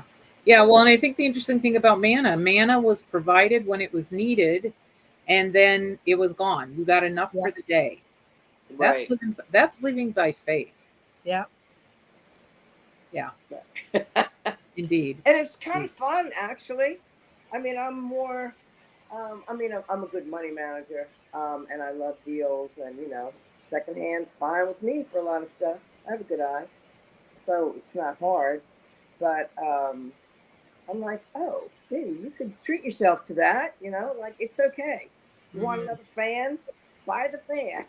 Right. Right. Well, and the scripture that comes to mind too is giving a thought of, what you eat are going to eat, or how you're going to be clothed, that the birds don't worry about it. That the Lord loves us even more than the animals. You know what? I grew up with so many of those wonderful, consider the lilies of the field you're talking about. Yeah. And I just was like, and even, I'm a cook and a baker, except nothing. The biscuits that I tried making the other day, they were like flat. Tartar sauce, no cream of tartar. Anyway, um, but even when I go to eat something on, I'm like, okay, now what are we having for dinner tonight? Whatever. So I just have this great faith that it's going to be, a good, healthy meal, and I don't mind cooking it. And when you live alone, it's a lot of people don't cook because it's like, why should I bother cooking? I'm like, nope, I keep it going. Keeps my family connected. Provisions. Yep. Amen. Thank That's you, guys. Well, thank you, Matey. Thanks for sharing your dream. That was good. Yeah, it's a short one. Yeah. Oh But boy. beautiful. Oh boy. Right. Bye bye. Bye Bye. bye. Thanks so much. Well, again, we have some room left. If you have a short dream that you'd like to share with us this evening, please click the StreamYard link in the main chat and join us. We would love to hear how God's speaking to you. So the next person we have up is Juanita. Hello. Can you hear me? I Yeah. can. Hi. Hi. Great. Thank you. Okay, I have a dream I had last week. It has two parts and they seem unrelated, but it was all the same dream. So I'm trying to piece together the first and the second part to really it was very odd. There's locations in it and things that are not familiar to me at all. So here it is. Okay. My husband's name is Joe, and he called me on the way home from work. And along the highway, I can see everything he's telling me. So I see on the highway, he saw a sign that said, it was a sign that said, commemorating the place the DeLorean went down in the movie. So what it was somewhere in Boston. I live in Indiana. I've never been to Boston. Okay. But all this was in Boston. And what it was apparently the DeLorean from Back to the Future had gone down for one of the movies. And it was purposefully shipwrecked. But you could go as the public could go to this place and they could dive the shipwreck of the DeLorean. So he said, I just got good diving equipment. I'm going to stop by here and check it out on the way home. And so he does. And again, I can see everything that he sees, as if I'm in the water with him. So there's the DeLorean underwater, and it was, my dreams are getting a little more vivid. I can really see real time, as if I'm there underwater or wherever. So the water's got kind of a greenish tint, but it's not dingy. And I see the DeLorean, and he shows me a cable sticking out of the front of it. It was kind of wow, look, this cable's still here. And so that's the end of the first part. The second part is I'm on my way home and I stop at a mountain town diner in Colorado. And it kind of has like a, you know, like a 50s feel, but there's a lot of people there. Everybody has a great camaraderie. And there's one younger waitress that's working there. She's blonde. And the older people kind of are like, don't take her too seriously. They're kind of a little skeptical of her. And I discover that she wants to use Donald Trump, for her benefit. So apparently she wants him because it's like for a really gimmicky macaroni and cheese that is in the shape of Trump's head, you know, the iconic profile of Donald Trump. Right. And she wants it to be macaroni. And so she wants him in the commercial for it. And in the end, they forgive her. It's not like she did anything nefarious. It was just a really gimmicky thing. And they get over it. They just know that she has harebrained ideas, was the way I wrote it. And Donald Trump actually becomes a regular at this diner in this mountaintop town. So does any of that make any sense to you? Well, I find it incredibly interesting. Yeah. The first thing I'd want to know is what the meaning of the name DeLorean is. And that's Okay. the first place I'd want to look. Okay. Oh, can I point something else out to you? Sure. So I don't know if you guys ever study the number value of words, like the Jewish gematria. There's Jewish, English, and simple. Right. Well, from my dreams, just between me and the Holy Spirit, he's kind of led me in a way to see numbers in that way. So the word DeLorean and the word macaroni both have an English gematria of 444. Interesting. I don't understand all of that. I just see a correlation between just, you know, my dream language and how I record things and learn. Denise, Yes. DeLorean means from the laurels. Everything we're getting tonight is about the laurels. What? Oh my. Thank you for looking that up, Regina. Thank You're you. welcome. What? Yeah, and I'm trying to remember what the laurel represents. A tree. Oh my. Yeah, it is a tree. You know, in ancient times, they would wear Like a garland. Girls. Yeah, the garland. Yeah. I think it was the Romans. The numbers 444 are interesting. I mean, 4 by itself is oh, that's good, Diana. Yeah, That's back good, to the Diana. future describes Trump's political career. Ooh, that's good. 4 often can represent restoration.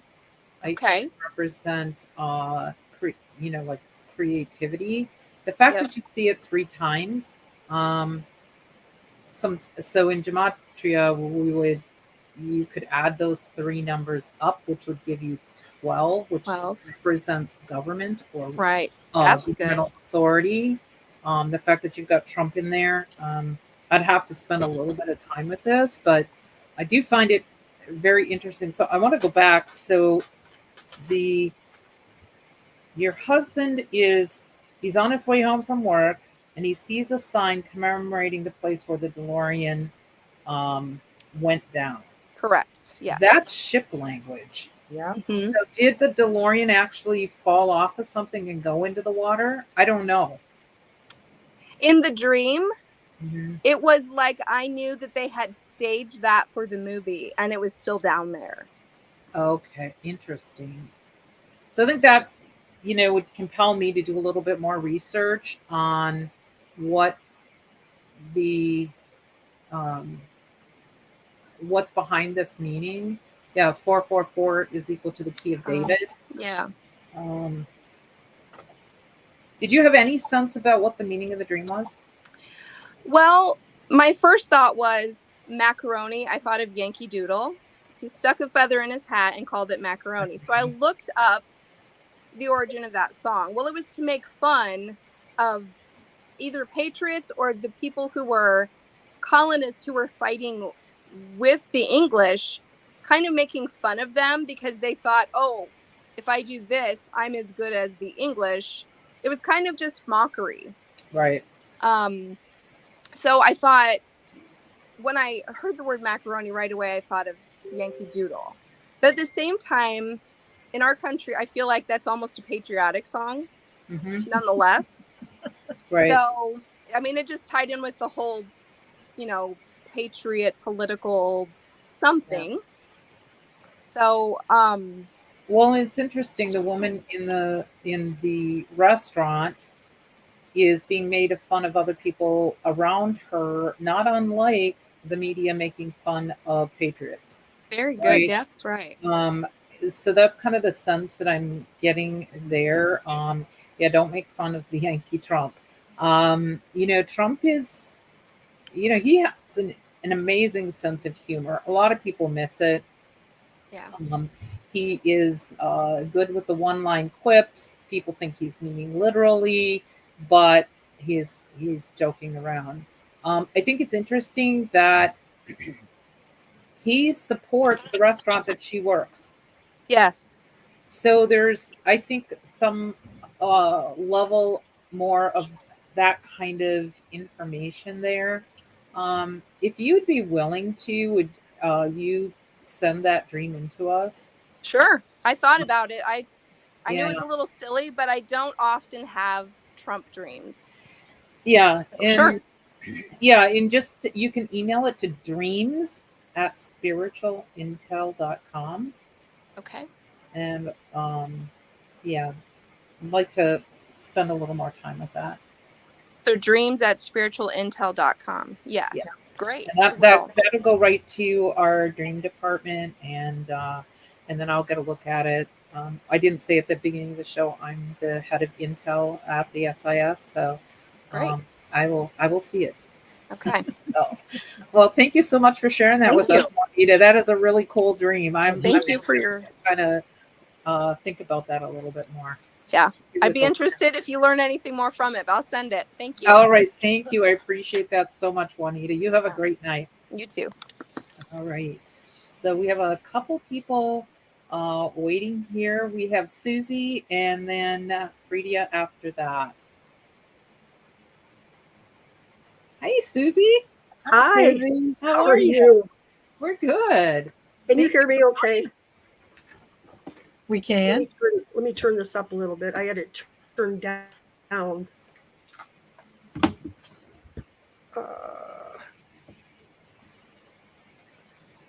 Is that a little bit better? Can you hear me okay? Yeah.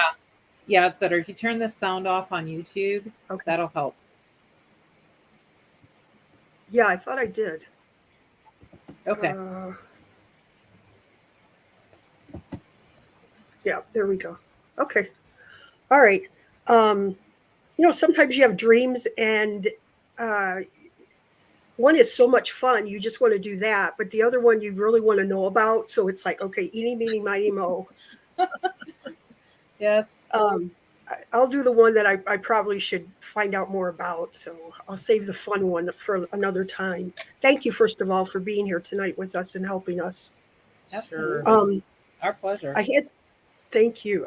I had this on Friday, July 7th. I woke up with this. Here it goes. I was buying appliances from a company with the acronym LOUC. There was a company named LUOC bringing appliances to my house.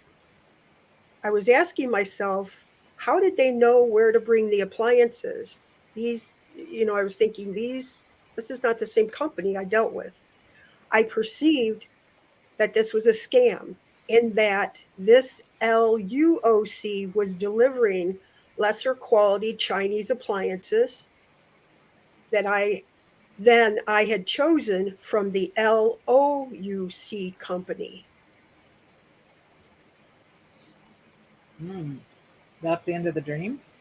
That's it. Wow. I mean, I did some research on it, but I'd be glad to tell you what the research was. Yeah, I would be curious to know. Okay.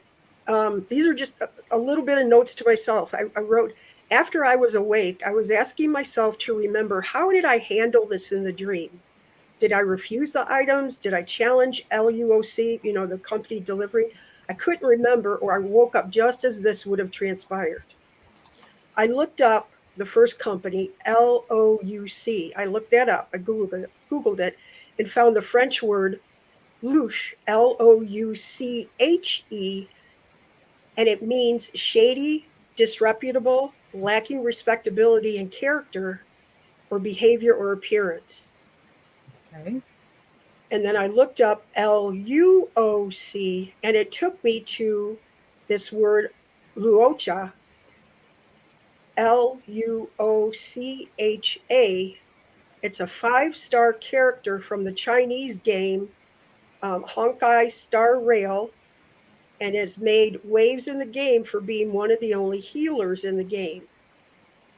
So What was the name of the game? the name of the game was it's HONKAI star STAR rail RAIL. Huh. I mean, it didn't throw me that I had acronyms from other that kind of worked it into other languages, because I mean the Lord has been so cool. He'll like speak to me in Hebrew. I mean, I'm American. I don't speak Hebrew, but I know how to look stuff up. So that's what I did. And Spanish I studied, and he's spoken to me in Spanish, and so I'm like, okay, United Nations. All right, let's go. So That somebody's hearing lock for those two words. Were the letters all in caps? yes. Okay. Like a delivery truck on the side will have the company name. And that's what these were, big black letters on the side of the truck. Yeah, well, what's interesting is when you first said the appliances were LOUC, I heard LOUD, like as in loud. Like pay attention, right? But the delivery, it's like they've swapped it out. A lot of people are saying, "Oh, it's a scam. It's a scam." It could be warning you about something. It could be something inside out. I like the fact that you asked, how did you handle it in the dream? Right. A lot of times, like if I wake up from a dream and it's the middle of the night, my first question out of my mouth is, Lord, what are you saying to me? How do I understand what it is that you're trying to communicate? Right. Regina?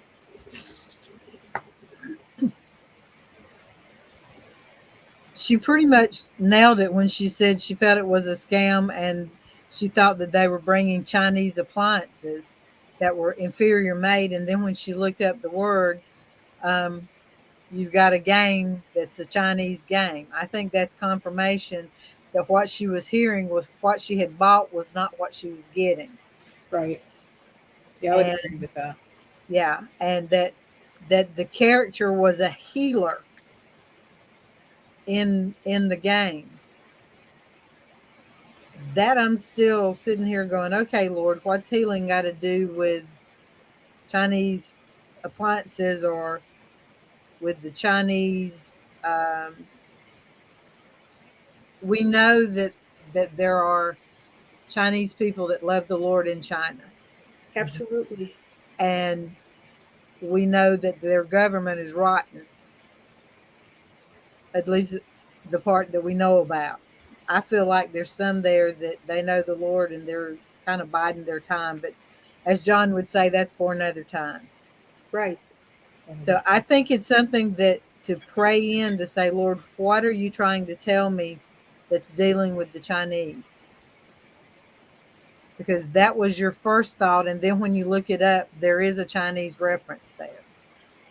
It linked, Yeah. There wasn't LUOC, but it went to, that was like on the top as far as, when I Googled it. Right. Well, and I think it's interesting that LOUC is the French word for louche.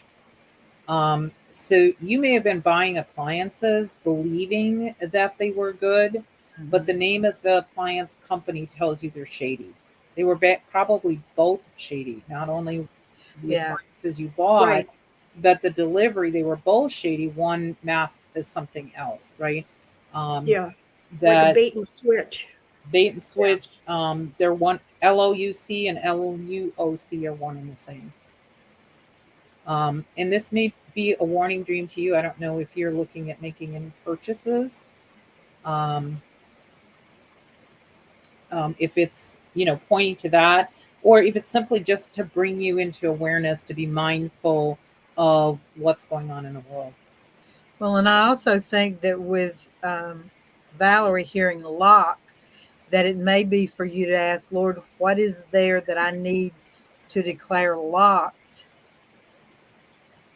from this dream, that so that I don't even encounter it, or whatever it's pointing to. Mm-hmm. That could very easily be part of your intel, is to say, if we're looking at it as lock, we're looking at the word in three different ways. One shady, one something Chinese, and what needs to be locked about the other two words. But appliances, there's something to appliances, and I'm just trying to. Yeah, well, I was thinking about that when you first read the dream. And appliances, I mean, are things that are practical, right? They help us with our daily life. So when I think of appliances, it's my washer and dryer, my refrigerator, my dishwasher, my stove. The things that we use nearly every day. They have a practical application. So, and maybe don't look at them as being so literal as are there practical things in your life or in your home or in your community that maybe serve you in a daily way but aren't legitimate? And as Regina said, locking, praying that the Lord close the door from any harm or mischief or scam coming to you.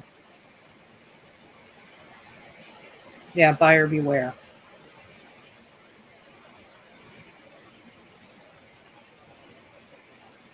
Okay. That's a really good dream, though. I like that, Susie. Yeah. You want to Those hear are the fun always one? fun when you have to go look stuff up. It's like, okay, what is this? Because I've got a couple where there's a word and I'm like, Lord, I have no idea what this word is, what it pertains to. And you go look it up, and it's actually a company that does something that, and you're going, that had to be you, because that was nowhere in my knowledge. Mm-mm. You want to hear the fun one? It's really fast. Okay, because we have one other person behind you, so. Okay, this is like 2 sentences. Okay. I had this the next morning, 4:30 in the morning, I woke up. I was in some kind of mailing center. I was compiling my return address, like, on priority mail, you fill out your address. And on the bottom line of the label, it included Earth in the final line. Earth. Oh, that is funny. And after I woke up, I thought, that told me there was interstellar mailing going on. Oh, yeah, for sure. For sure. And I thought, heavenly mail, our prayers. And I thought that was so fun. Yeah. Sorry. Because I distinctly saw Earth on the last line. That is fun. I'll have to think about that one. I like that. Okay. You know where you belong. Yeah. Right? Yeah. Oh, that's good. I like that. Thanks so much for sharing and being with us here today, Susie. All right. Thank you. Bye-bye. God bless. Bye-bye. Bye-bye. All right. We have our last person with us tonight. I'm not sure if I'm saying this right. Is it Frida or is it Freedia? I pronounce it Frida. Frida. Okay. Well, welcome, Frida. Thank you. Okay, so I had this dream just this morning, like right as I was waking up this morning. So I had a dream that there was a man, I don't know who he was, but he was like giving me a pair of boots. They were more like dress boots, not work boots. The boots, so in the dream, I wore a size 15 in the dream, which I don't wear in real life. I wore a size 15 in the dream, but the boots were like a size 16. And I remember the man telling me, "Oh, if the boots fit you, you can have them, or if they don't fit you, you can just leave them, leave them in this vehicle, like in the back seat of, like the driver's seat on the floor, like right behind the driver's seat." He said, if they don't fit, you can just leave them leave them in the car on the back seat on the floor. And I remember thinking in the dream, I was really excited, oh, it's really interesting that the one pair of boots there was happened to be close to my size. But then I started thinking, oh, they might be a little too big.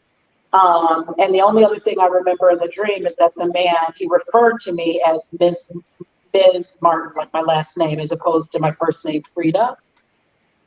So interesting. So did you try on the boots in the dream? I don't remember trying them on in the dream. So what I'm hearing is these boots, well, I think we're all hearing if the shoe fits, wear it. It's like they're dressy boots. They're for a purpose. All right. They're when I think about putting on the whole armor of God, right? We put on the boots, and they're preparing for us. These aren't work boots. These are dressed. They're for a specific occasion or specific purpose, and that you're going to grow into them. They may not fit you right now, but you're going to grow into whatever this is. Now, whether these boots are for, ministry or walk, yes, 15 represents rest. 16 is love of God. You're getting an upgrade. This actually reminds me of a dream that I had. I was given a gift of these exquisite shoes, and I'm like, didn't make any sense. And I'm thinking, they're like stilettos, right? I'm like, I gave up those years ago. I'll wear that kind of shoe. And it was like this it felt very extravagant gift, right? I mean, dressy boots are not cheap, right? They're expensive. It's an expensive gift. You've got big shoes to fill. So in the case of mine, what the Lord ended up telling me is these shoes are for a specific purpose. And it's a gifting for you specifically. And I'm hearing that for you as well, that these boots are a gifting that you're going to grow into. And I don't know if you're looking for a new job or anything like a new position. I am actually. I recently was laid off from my job in May, and I've been praying and looking for a new job. Okay. Well, this may be an answer. I like this. Somebody is saying, I was just reading a fairy tale today where a pair of magical giant boots shrunk to fit the hero when he put them on. I like that. So somebody was sharing that Bismarck means respected leader in national and international affairs. Definitely an upgrade. So I think this is pointing to God has something coming for you. It's your choice, however, whether or not you're going to receive it and take it. So he's saying they're yours if you want them. If you don't, to leave them. It's interesting that he tells you to leave them in the vehicle. That means they're going to be there for you later. You don't take it out, it may be there for you later. So that's what I'm hearing on that. Regina? Yeah, I heard the same thing. Yeah. That's a cool dream. I love it. Thank you so much. Oh, you're very welcome. Yeah, I like what someone wrote in the room. Rest in him and he will bring it in the right time. Amen. Thank you. Yeah. You're very welcome. Well, thank you for being here with us and sharing your dream. That's wonderful. Big challenge, but you can do it. All right. God is good. Well, yes. thank you, everyone. This has been great and a lot of fun. I love everybody joining us, all the comments that everyone has made. And Regina, we actually have about 5 more minutes. So I've had fun tonight. The Okay. second time was much more relaxed than the first time.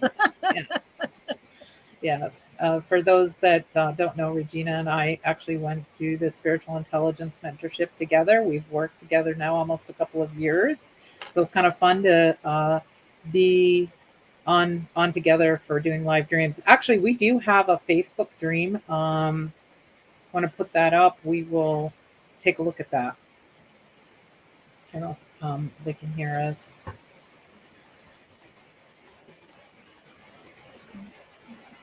Let's see. So let's see. What dream was shared on Facebook? We've had fun ones tonight. Let's hope this one's fun too. Well, and I love how so many of them were kind of on that same theme. That same theme. So somebody is sharing, Mady was sharing the DeLorean dream was fascinating, and they made fun of DeLorean like the ditzy waitress in the dream. So you can see that parallel that ran on both sides of the dream that she shared. Okay, so we have a Facebook dream. It says, I dreamt that I was in an L-shaped room singing loudly the old song, I will follow Jesus all the way, hoping others joined in to harmonize. They were busy eating, so I finished the song and looked to sit down to eat my own plate of food.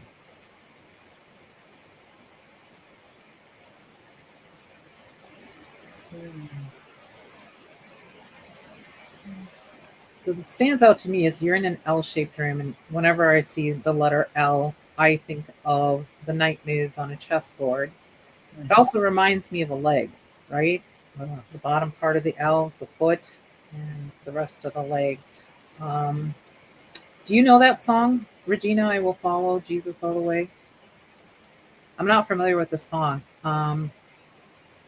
So you're there singing you're singing loudly. You're hoping others will join you, but they're not interested. They're too busy eating. But that doesn't stop you from doing what you're doing.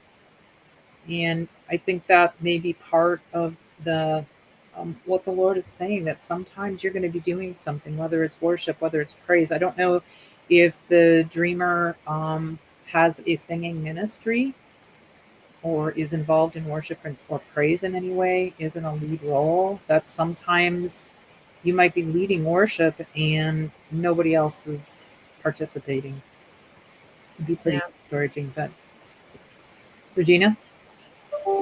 But she's doing what she's supposed to do. So With that. It's about being obedient. Exactly. And when you're doing it loudly. Yeah. Right? And I always like, you're looking for people to harmonize. That means to complement what you're doing. Mm-hmm. Right? They're not singing the melody; they're singing the other parts that go with the song. It's not a solo journey. You're looking for support in some way, whatever. And as I said, I don't know if you're in worship now or maybe you're called to worship. That you may experience times when people don't join in when you would expect them to, but you follow through and you finish, and then you sit down to partake. I think the food here is spiritual food, not necessarily eating, in that respect. So, but good, that's a good dream. Thank you so much for sharing it. I don't know if anybody else heard anything on that they want to share. Yeah, you're moving right. Yeah, you stood alone. Good. Yeah, that's great. Thank you for simple encouragement. It's a strategy. Excuse me. Praise is a strategy, right? When all else fails, it says when I'm having done all to stand. If I'm struggling with something, the best thing I can do, if I have prayed everything I know to pray, put on praise music and start worshiping and praising God. And it is good. It's a very good strategy. Yeah, knights lead and are helping others, or hoping that others will join the Lord. So, yes, the earth is the Lord's and everything in it. Well, thank you, everybody. We have reached the end of our show tonight, but we want to thank everybody that was here watching and those that participated. And we encourage you to come back next week. And Everyone be blessed. Thank you. Good night.